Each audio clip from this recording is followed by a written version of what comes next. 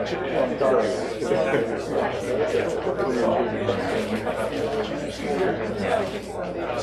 remember this book in my childhood. Very cool.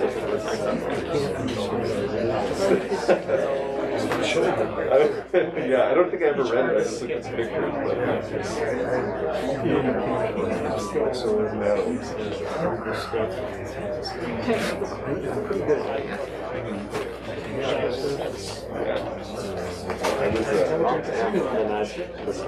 We're doing a lot of homework here. How little I know. Just how a door opens, or it's like it goes up and down. It's like no clue. Yeah.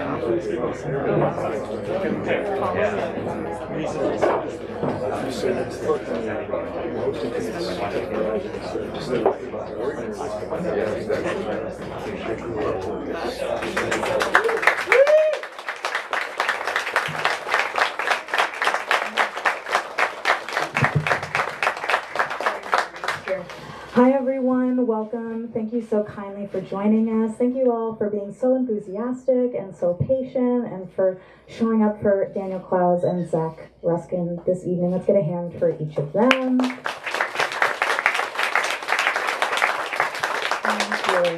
Welcome to Green Apple Books in the Park. My name is Par Johnson. I'm the event coordinator for Green Apple, and I have the absolute pleasure of celebrating Monica with all of you here this evening. So we do have, I hate to cause a riot, we do have a single seat in the front if someone would like to sit there. That is a possibility. Is anyone with the last name Massey here at all? Okay, in 10 minutes, I'm going to open these seats up because they are not here yet. So I'll keep an eye on that. But I'm going to be brief. I just want to make sure everyone's comfortable here. I really appreciate everyone being so patient and being like such good sportsmen in terms of getting books and everything. We had a really unprecedented amount of copies sold just before the event started, so we wanted to make sure everyone was able to get a copy of Monica. So that's why we had the limit to one per person before the event. But now that we're started, we'll open that back up again for additional sales after Dan and Zach talk this evening. So I said I would be brief, and I already lied. I'm so sorry. Thank you to Fantagraphics for including us on this tour, and thank you for joining us both in person and online. Hello, online audience. We appreciate you. Very brief business on my end. Now's a good time to silence your phones. If you have not already, I would say picture taking is encouraged, but please do silence your phones and don't take any calls. That would be weird. Please do check out our full event calendar on our website at greenapplebooks.com. We have a really great season coming up ahead of us. The restroom is behind us. It is available after the event and not during the event for obvious reasons. If you need to know how to get there, ask me and I'm glad to help you. We do have copies of Dan's books available at the front. We are going to have a signing line after Dan and Zach talk a bit, and we're going to have a brief audience Q&A as well, followed by a signing line.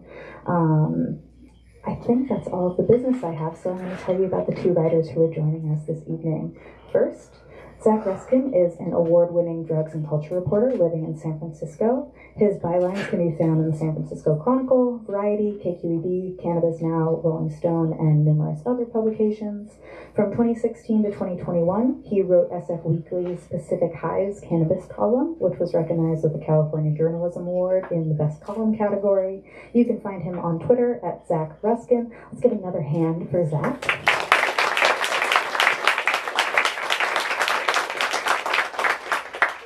And last but most certainly not least, Daniel Clowes is a Harvey Eisner Ignatz and PEN America Literary Award winner whose comics and graphic novels have been translated into over 20 languages worldwide. He's also an Academy Award nominated screenwriter for Ghost World, and retrospectives of his work have appeared at the Museum of Contemporary Art in Chicago, the Oakland Museum, the Wexner Center in Columbus, Ohio as well. He lives in Oakland, California. His latest book, Monica, is the reason we're here tonight. Let's give one more hand for Daniel Clowes.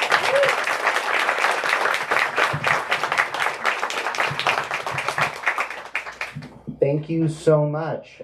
Before we dive into the book, I just want to give a quick shout out to Green Apple, an incredible independent bookstore that is hosting us all here on a Grizzly Tuesday night, which feels fitting to discuss what I am fully prepared to call a masterpiece, which is Monica by this gentleman right here. Smattering of applause. I'm not sure any of your books could be considered spoilable, but we will make sure not to spoil anything. That said, I am curious, how many of you have had a chance to read it? It's been out for about a week. Excellent, excellent. Has anyone already read it more than once? Yes, indeed, I understand. I wish to join you shortly. I haven't had the time yet, but it is certainly one of those books. Let's start this way. You recently said something to Vanity Fair that stuck with me. Oh, no.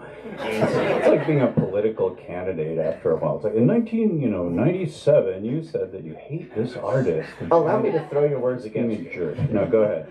No, you said that with regards to Monica, you wanted to put everything you had into a book in a way you never had before. And I was wondering if you could expand on what you meant by that as it relates to this project and process. Yeah, I'm not even sure I meant that. But Perfect. you gotta fill up time in those interviews. You never know what they're gonna print. As you know, it's often like 3 hours of talking. I don't remember saying that.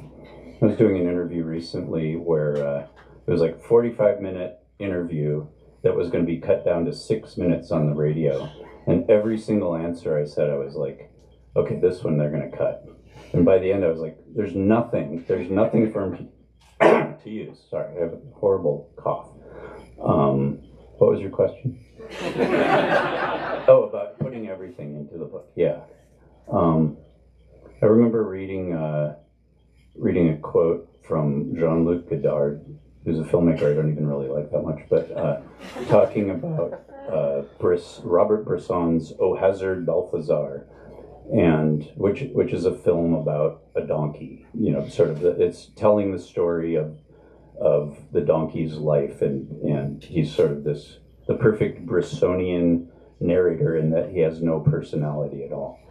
And but Godard said that it's a film about everything, and I thought, like, oh, I want to do a comic book about everything that feels as mundane as a comic about a donkey. And to singularize, I don't have COVID, by the way. And more than one comic, it's in fact 9 comics, interconnected stories, if you will. And I think one thing folks will notice if they haven't opened the covers yet when they first get into it is that we get an incredible front spread, a first story, and then at the conclusion of that, a dedication page with 4 very important names on it. Tell me about those names and how they factored into both this story and I'm sure just the process of making a book that you've been working on since Patience was finished. Oh, well, the 4 names are Allison, Jimmy, Richard, and Gary. Allison and Jimmy are my mom and my brother, who died a few months apart when I was sort of halfway through the book. And anybody who's read the book can see it's very, mother-centric. It's clearly, I was, sort of trying to figure out my own childhood, working out, the logistics of what happened as well as how I felt about it, what it did to me and what did it turn me into, having a very strange, chaotic childhood. But my mother was still alive when I was writing this, and so when she died, it was both very sad because I wanted her in my life, but also very much a relief that I didn't have to ever show her this. I was always hoping I could just pretend I hadn't done another book. And if she saw it, I go, that's one of my old books. You read that. But I knew she had all these busybody friends who I knew would have told her about it. And the other 2 names, Richard, Gary, or Richard Sala and Gary Lee, who are like two of my very best friends I've ever had in my life. Both brilliant cartoonists, and they both died just out of the blue. Each had a heart attack at both 66 years old, totally unexpected. And Richard especially was my best friend here in Oakland. I was the only person he ever saw, really. He was really a shut-in, very strange, very private. And so, but he was also very protective of the kind of comics that he did. He did, as I hope some of you know, he did these very beautiful kind of mysteries and Kafkaesque, stories of horror and sort of noirish tales of, they're somewhat Lovecraftian, and he was, he had his influences and they were his. And if I ever said like, oh, I might want to do something that had sort of Lovecraftian elements, he'd be like, that's mine. You're not allowed to do that. And so I really, okay, I knew he would be very angry about that. So once he was gone, I kind of felt both like, well, now I can do these kind of stories that he forbid me from doing, but also I felt like I was talking to him, communicating with him, and I still feel like he was almost a ghostly character in the book. Like I never drew him, but I always felt like he was like slightly off the panel, kind of looking on with this type of disdain that only he had. For, how dare you? You got it all wrong. He was very, very protective of his world. I love that. Another figure who has, albeit an indirect, but in my humble opinion, fascinating tie, at least to you, is the writer-director Ari Aster, who I learned has become a friend of yours because he's obviously grew up reading your comics. And while anyone who reads Monica is not going to immediately think, wow, that is just like watching an Ari Aster film, I will say there's something beautiful in the way that both Monica and Aster's latest film, Beau is Afraid, managed to leave you knowing very little but completely satisfied by what you don't know.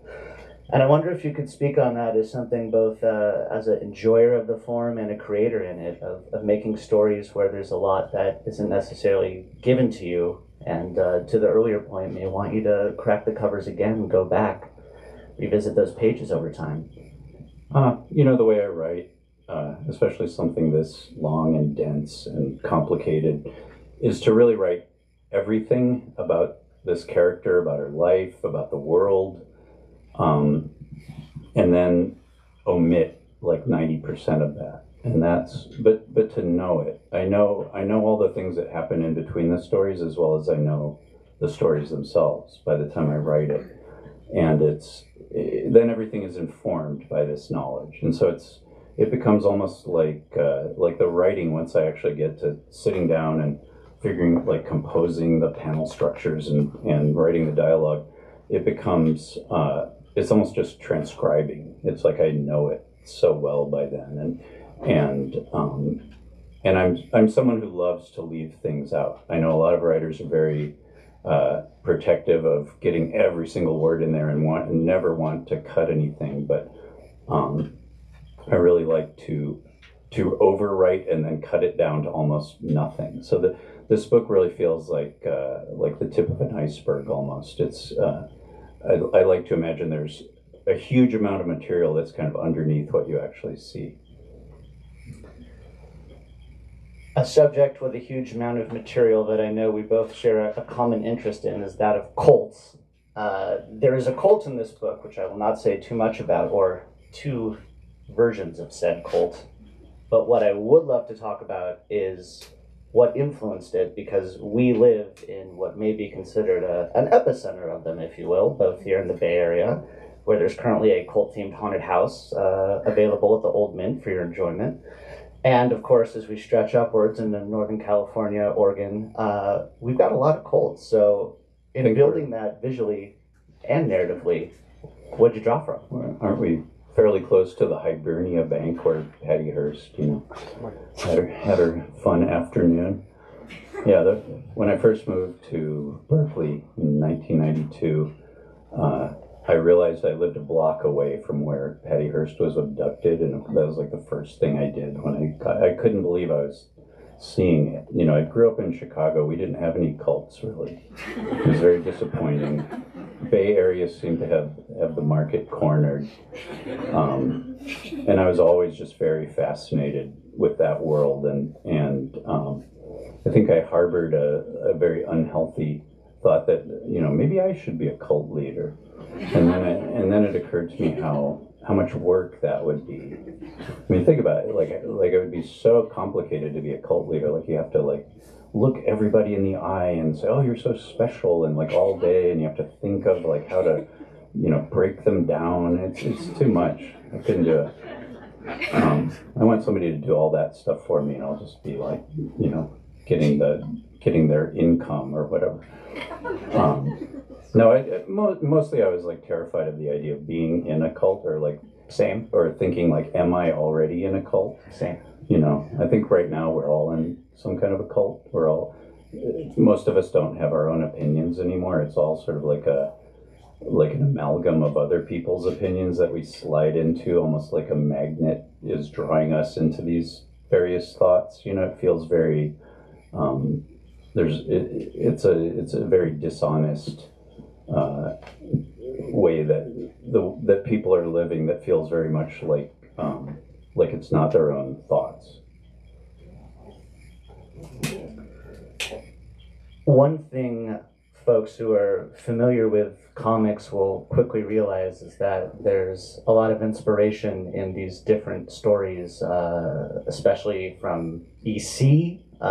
There's also a story that uses the teenage romance comics of the 50s and 60s as its kind of inspirational starting point. What was it like working in all those forms that you grew up reading, and was it fun to be able to play in those worlds that you previously read and built your own comic history from? It feels like a perfect moment to have that sort of thing be in one of your books. So I love that it is, but I wonder about that. The initial conceit, and there are always many initial conceits to these books that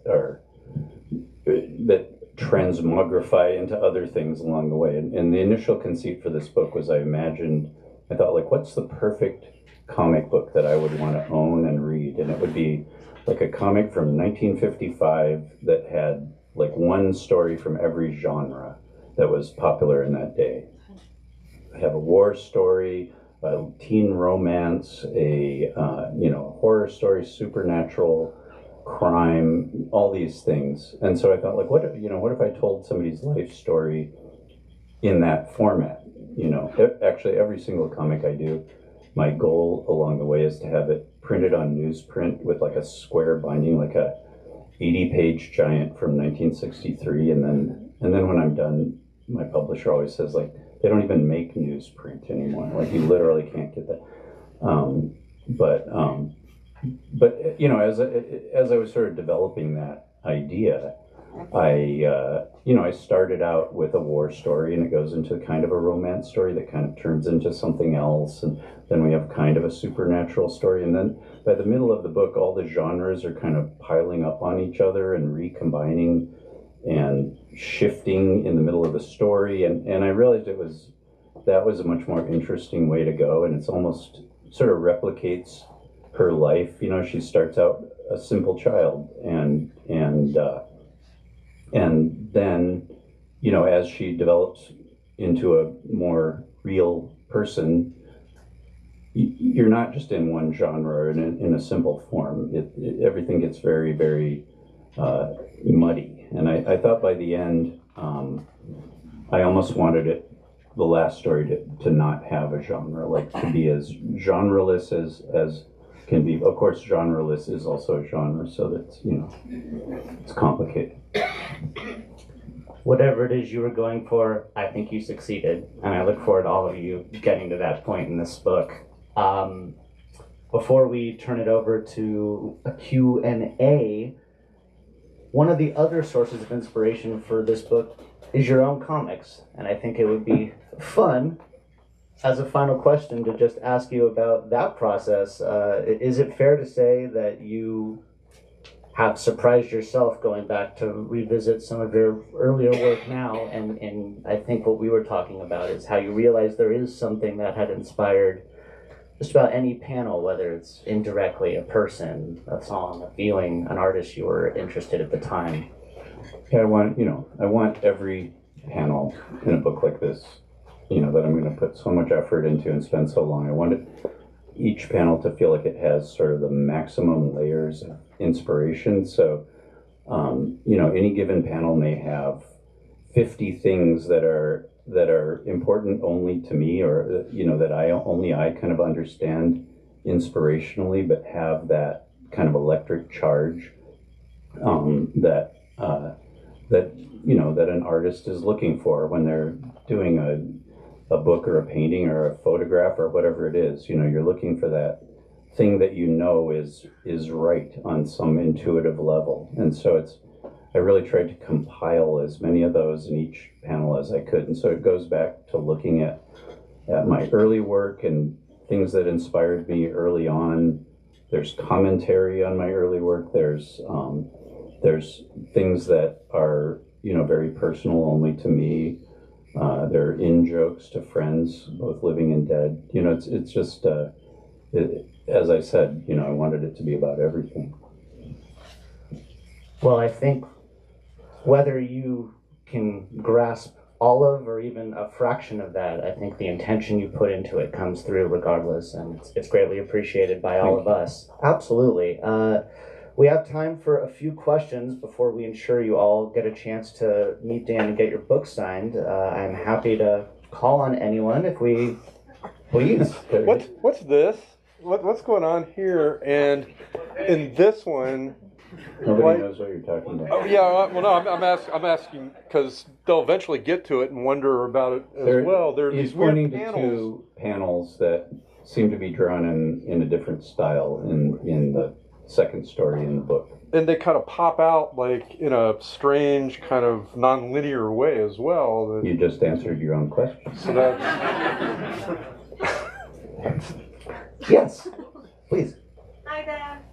I was wondering, as a mere mortal, if there is any chance that you're going to have an exhibition with the original art again, like the one you had in Oakland a few years ago.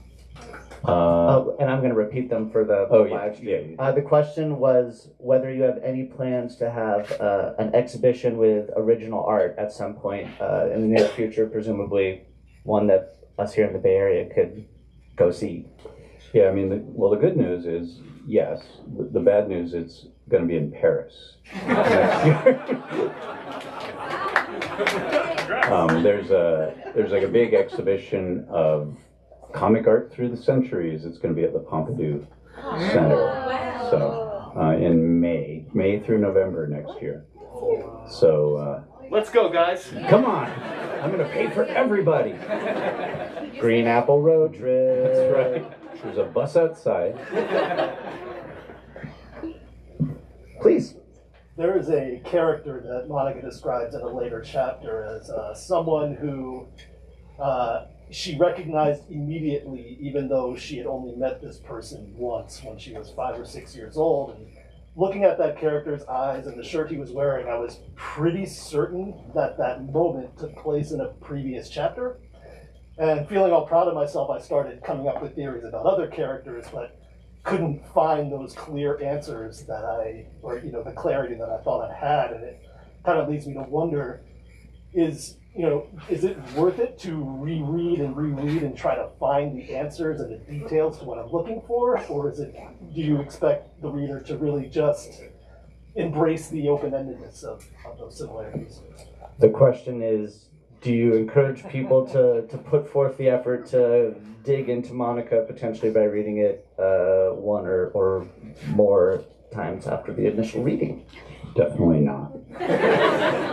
No, that he mentioned a character that is referred to that he was looking for, in the book, and that character is there. Just got to read it 10 times. It's all there. It's all thought out. Please. I have a question. I have a few friends who are professional artists, and they often struggle with finding an audience for their work. And then they want to branch out and do something different, but they feel like they're scared to do that. When you find success with your art, did you ever feel any of that pressure as well? Like, oh, people like this, I'm going to continue doing this, and maybe some ideas that you had that you thought people wouldn't like, you didn't pursue? Question is, when you first found success, did you feel pressure to stick with what was working, to continue that, versus feeling the freedom to branch out, and did that inspire you to branch out? And is that even an issue now? And is that even an issue now? When I first started, the very first thing I did was a comic called Lloyd Llewellyn. I was 24 years old, and I was told by my publisher, you have to have a character, and you just stick with that character, and everybody gets to know that character. And it was sort of like based on the old like daily newspaper strip world. So it's like, you got a good thing with Funky Winkerbean. You got to like, okay, it's 2017. We still got a guy named Funky Winkerbean. People love it, and so I believed that. And then I watched the sales for that, like literally I don't even know what that angle is. It's like too steep to have a number. And so then I thought, well, I'm just going to do what I want, I'll go out with a blaze of glory. And so I did 8 Ball, which was just what I felt like doing every month or 6 months. And that became a success. And so I sort of learned that I should just do what feels right to me, because I have no idea what anybody wants. Please, yes. Do you see another movie in your future? Do you see another movie in your future? I might even watch a movie tonight. I don't have any plans, but you never know. Please. Movie related, I know that this is old stuff, not the new book, which I haven't read yet, but as somebody who is deeply affected by Ghost World, I'm curious about your involvement in the actual film production as opposed to just providing the fantastic screenplay.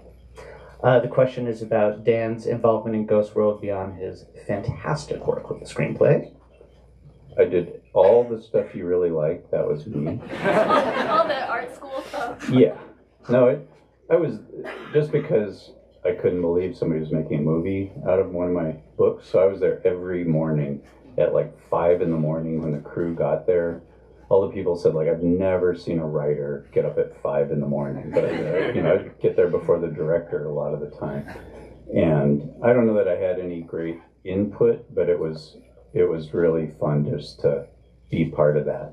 And then after it was over, I thought, I never want to ever do that again. I don't like to get up early. Can I ask just a follow-up? Were you pleased with the outcome and the translation of your book? You left first your book, then the screenplay into the film. Yeah, I was very pleased with it. Just the whole thing was such fun. And the whole process, and then when people actually liked it, yeah, it was nothing like that. Can't beat it. Please. So, did your mother passing while you wrote the book, did it change the story? And did you use writing the story to process that grief? Did your mother passing while you were writing Monica change the course of the story, and did working on it help you deal with the grieving process? It definitely changed the story. It definitely fleshed it out for me. I didn't really have I had written that first story, Pretty Penny, while she was alive, and I was really, thinking about my childhood a lot, but when I didn't know exactly how it was going to play out. And that gave me everything I needed, both emotionally and just factually, just the details of the story. And I think it did help me a little bit to process it, just to think about it through a character's eyes together. I have no living relatives. Nobody remembers anything from that era. So I had to piece together just from old letters and things like that, and I think she kind of does that. So it was useful. You have time for one more question. Ready for it? All right, Pressure's please. on. Earlier you described knowing 90% more about your characters and world than you actually write into the book. And so I'm curious about, I guess, your process, what that looks like. Do you write whole stories? Do you write notes? Do you, like, what have you got written down in your head, pictured, and so on? Yeah. With regard to Dan saying that 90% of what he thinks about doesn't make it into the finished product, question about that process in terms of what may actually get written down and discarded, or just how that all sits in your head and whether you pull it out in any way before you decide it won't be between the covers. So that's a really good question. It's mostly in my head. It's mostly, I mean, I spent a lot of time just going through the stories in my head, kind of in an OCD-like fashion, you know, where I'm really, you know, I just do it beat, and it changes a tiny bit if you do that 1,000 times. You know, it's like a incantation or something, and then I have a whole outline of her life written down with all the dates and what she was doing at these kind of times. But it's really all in my head, and it disappears after a while. You know, it's I don't retain all of it. Thank you all again so much for being here. If you have a question that hasn't been answered, you'll have a chance. Stay seated for a second probably while we reset here and get some info from our intrepid Green Apple host. And thank you guys. And thank you, Dan. Thank you. Thank you.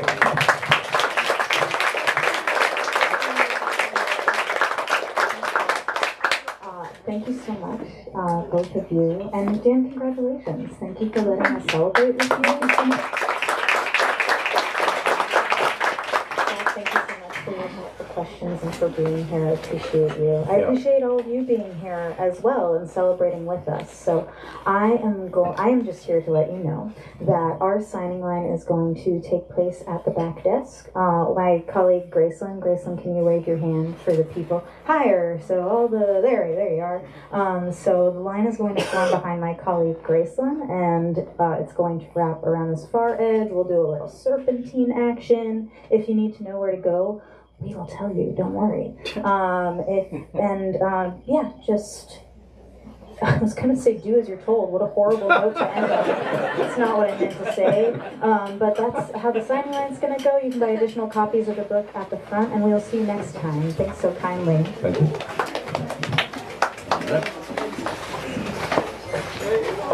Great final message. Made me think my mother run away. Spent all day with my son today, and I was like, just be a good listener, you're going to be able to change. No, I live my life. Do you want to take a picture before you get started? Yes. I can't see her,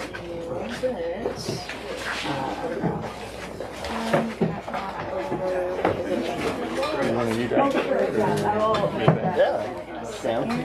There's a little bit of couch control. Okay. Oh, she's on the second. Oh, there you go.